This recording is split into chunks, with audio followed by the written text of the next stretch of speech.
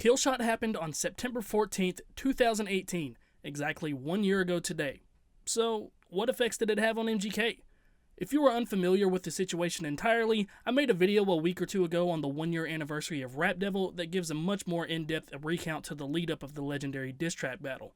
But for the sake of this video, here's a quick recap. In 2012, MGK tweeted that Eminem's underage daughter was hot. MGK then received public backlash over the tweet and was asked to remove it by Eminem's management team, even though apparently Eminem wasn't aware of the tweet whatsoever until a year and a half later. Just for the record, the thing that was going on that he was saying about my daughter, I didn't even know about that until literally a year and a half later. In the following years, somewhere along the line, MGK was apparently banned from going on Shade 405, Eminem's radio station, and MGK felt as if Eminem was trying to halt his career with this ban. Feeling some type of way about this, MGK then went on a separate radio station saying he is now his own favorite rapper alive because his favorite rapper alive, Eminem, banned him from his favorite radio station, Shade 405. I'm my favorite rapper alive since my favorite rapper banned me from Shade 45, I wonder. To further push the narrative, MGK then featured on a Tech 9 song called No Reason, where he threw some shots at Eminem subliminally, including the line that caused Eminem to respond, "Y'all just rap, you not gods." I can't play the audio clip because UMG is a bunch of fuck nuggets and they claimed my last video on the subject for using a 6-second clip of a song. Eminem then responded in his song Not Alike from his new album Kamikaze on August 31st, 2018.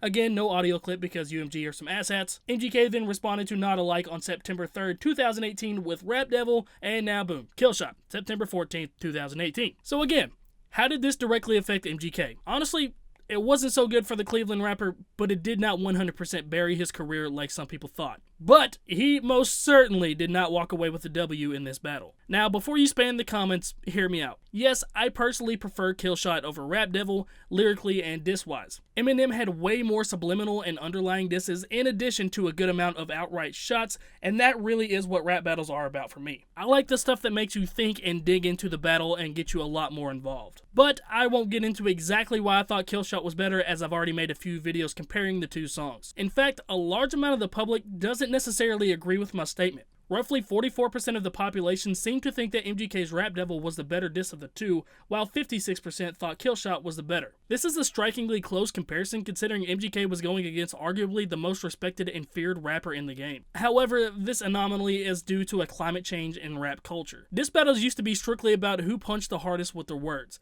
Now, it's almost which song you can bump more in the car, which essentially explains a lot of the reasoning behind people liking Rap Devil more, because it has hooks, a standard song structure, autotune, the whole nine of modern day rap music.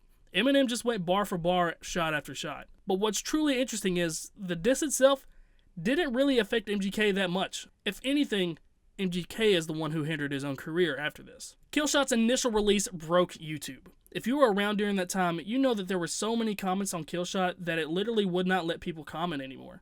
The internet essentially broke. Killshot landed on the #1 trending spot on YouTube for many days, garnered 38.1 million views in the first 24 hours, making it the 12th most viewed video in 24 hours in YouTube history. It was also recognized as having the largest hip-hop debut of any song ever in YouTube's history. The song itself also charted at #3 on the Billboard Hot 100. It currently has just under 300 million views with a 97% like to dislike ratio in comparison to Rap Devil's 66% like to dislike ratio. Popularity-wise, Killshot outperformed Rap Devil by a lot. But, as I said earlier, it truly didn't affect him that much. Eminem and MGK were both in the top 5 Google searches in September of 2018. Amidst all the controversy, MGK even announced he was dropping an EP called Binge. MGK had more eyes on him than ever, coming off the heels of a hard-fought battle with one of the greatest rappers alive.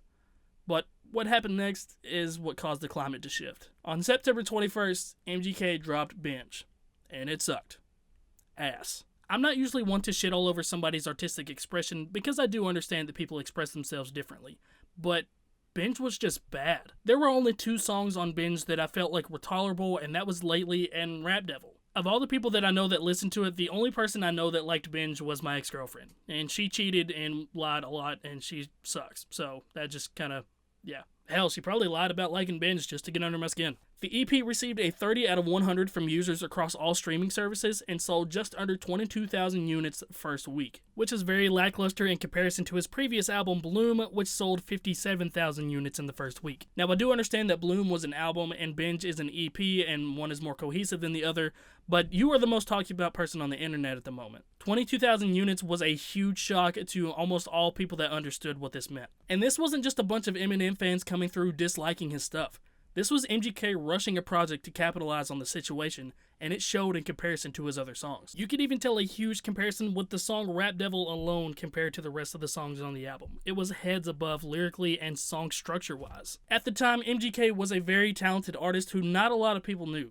But if you did know him, you knew how much this guy could rap, which was why it was so disheartening to hear Binge, a project that was clearly put together in almost a week's time. To further expand on the blow, MGK then went on The Breakfast Club, a popular rap radio station, to speak about Binge as well as his current beef with Eminem. Throughout the entire interview, MGK made himself look like an ass time and time again, garnering a lot of backlash from the public. If anything, I felt like the Breakfast Club radio interview was the turning point for MGK. I know a lot of people really looked down on him after Binge, me including one of those people, but I still thought he had hope after that. Even some of the greatest artists of all time have had some lackluster, underperforming EPs out there. But after the radio interview, I no longer like the guy whatsoever. The stutter mishap is still one of the funniest radio mishaps I have ever seen. I made a video on that as well, you guys can go check that out here. Another small instance that turned a lot of people away was MGK staging a photo of the crowd flipping off the camera while he turned around and secretly revealed a Killshot shirt, not letting the crowd know exactly what was going on. A few months went by and the new year came around, and MGK was relatively quiet about the situation, seemingly realized the heat was on him and he needed to calm down. During this time, MGK was working on his new album, A Hotel Diablo. In my personal opinion, the project was put together very well and had some really good songs on it. And if you were an MGK fan, this was something that you were expecting of him. But when the first week sales came in at just under 38,000, it was clear that MGK had taken a huge hit from his beef with Eminem. And in hindsight,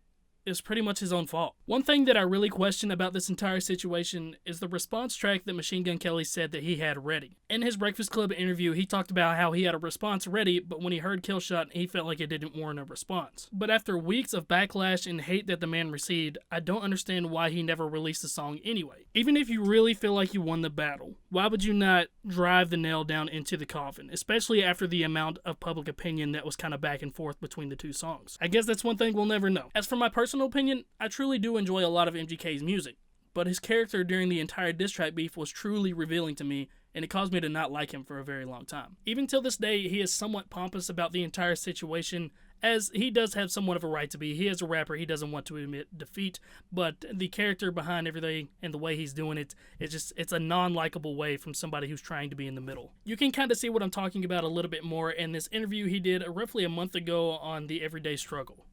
I said what I said, I don't give a fuck. You can't hold me. You know, and that should be the narrative for anyone in our generation. Like, you can't just hoe us because you're a legend. And like, that was weird. It was out of nowhere. It was weird. It was ill-timed. As time passed, I've kind of gotten over that and have appreciated the work he has put out. And if you look back on it, if Hotel Diablo would have released instead of Binge during that time period, I think we would be talking about a completely different story.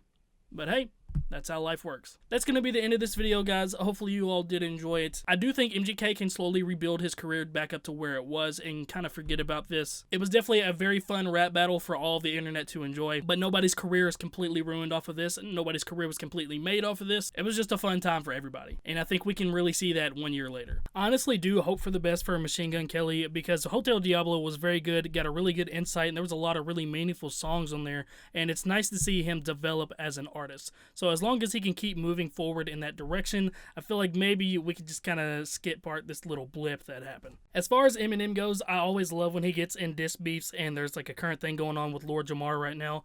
And I'm not too familiar with everything about that. I haven't done too much research on it, but I do know there's a lot of beef currently brewing up, and I will be all over that if that kind of stuff ends up happening. In fact, I think 2 or 3 days ago, there was some kind of weird saxophone instrumental that was uploaded to Eminem's YouTube page, and now it's not there anymore. I don't know. It's like a lot of different conspiracies going on, but yeah, I'll be all over that whenever that happens. If you guys did enjoy this video, drop a like down below. Please comment your thoughts on everything. I will be reading those comments, and you guys can just have at it. There was a lot of arguments that went down in the Rap Devil video, and it was really funny for me to watch, so please do that again. because I like watching that stuff at like 2 a.m., seeing people argue with each other. But thank you so much for clicking on this video, guys. If you are new, please subscribe. Nah, you don't have to. If you're watching this, I'm currently on a plane going to Connecticut to record my album, and I didn't take just a week to make it. I will give you guys more information on that here soon. And yeah, thank you guys. And until next time, it has been your boy Crypt, and I'm signing out.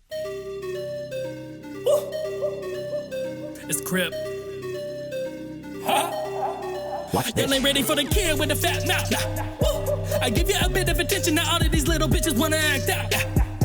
I never listen to any teaching musicians, yeah, you down with the class clown. But I ain't got the sad frown, I'm bringing back rap now, doing it different. I'm going against the existing blueprint of the industry, and they can kiss my ass now. I'm filthy with it, keeping it independent, cause independence lyrics I enter into instrumentals. It's incidental, if a dental, momental, I meant to kill 'em, a dentist like a menace with the dental gel and denture temple. Woo!